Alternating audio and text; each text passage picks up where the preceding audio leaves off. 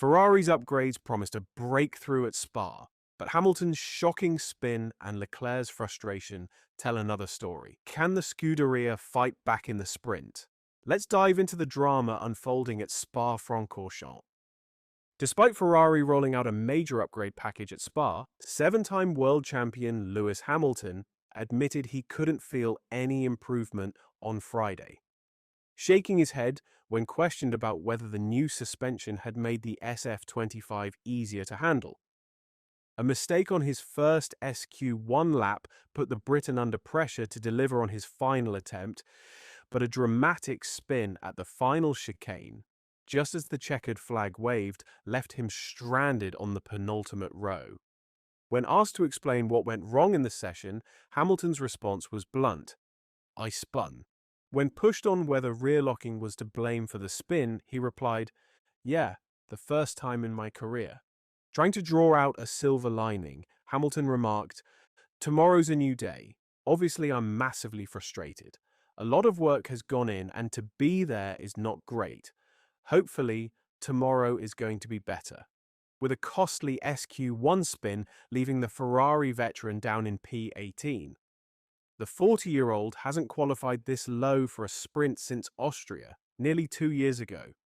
Only Alpine's rising star Franco Colapinto and Mercedes rookie Andrea Antonelli set slower times in the first phase of Friday's session. Antonelli, like Hamilton, fell victim to a mistake, skidding through the Stavolo gravel on his opening lap. Hamilton nearly met the same fate on his first flyer, but managed to catch the SF25 until a spin at the bus stop chicane ultimately sealed his fate. The timing of the spin was particularly frustrating, as it prevented Hamilton from truly capitalizing on Ferrari's new rear suspension upgrade. The Scuderia believed the upgrade, designed to lower ride height and tame the car's unpredictable rear end, could unlock the SF25's true pace. Hamilton was on track to progress into SQ2, running 0.155 seconds up on Alex Albon's benchmark time through the second sector before disaster struck under braking. Despite the setback, Sky Sports F1 pundit Anthony Davidson refused to lay the blame on the seven-time champion, citing a suspected gearbox issue as the culprit. Davidson explained, "That sound, I hear a lot of locking in the rear axle there. You hear that clunking? That's backlash in the gearbox. So, I don't blame the driver in that moment.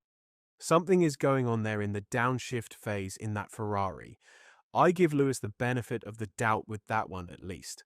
Martin Brundle echoed the sentiment, calling the incident highly unusual and highlighting a surprising failure at the rear of the car. "His rear axle broke under braking.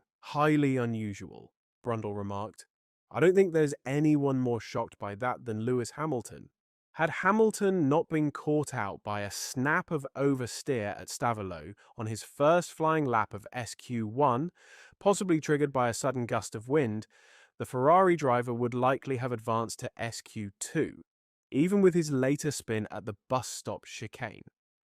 Instead, the Stevenage-born star now faces the uphill task of carving his way through the back of the grid just to have a shot at scoring a single point in Saturday's sprint.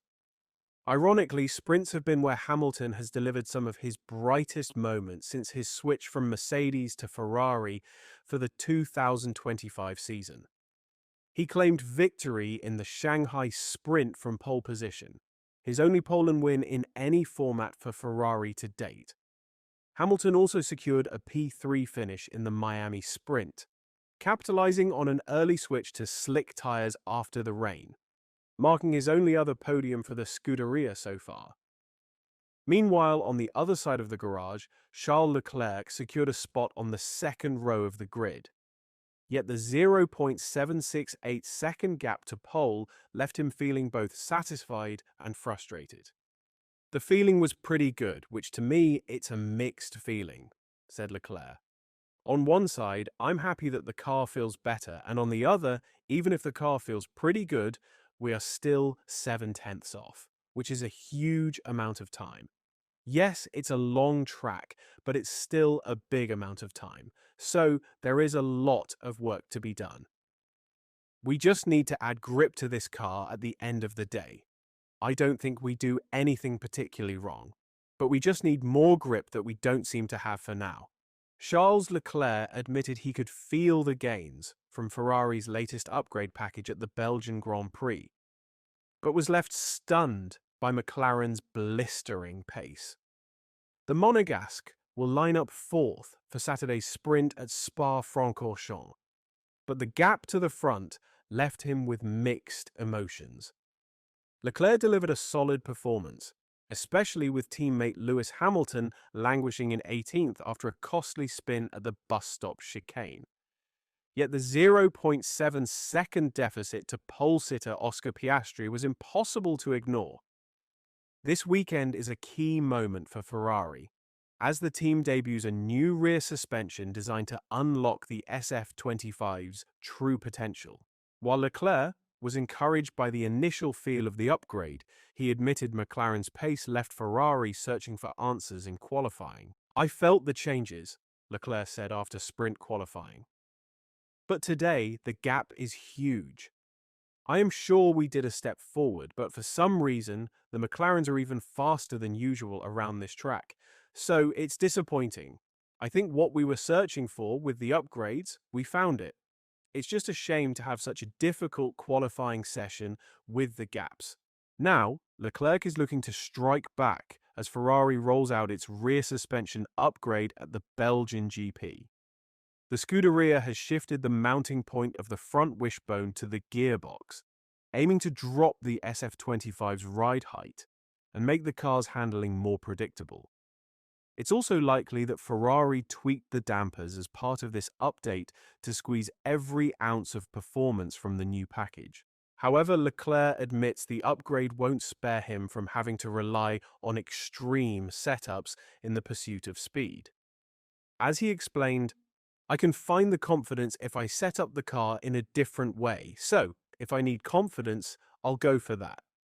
But I prefer to go for performance rather than confidence. It doesn't always pay off.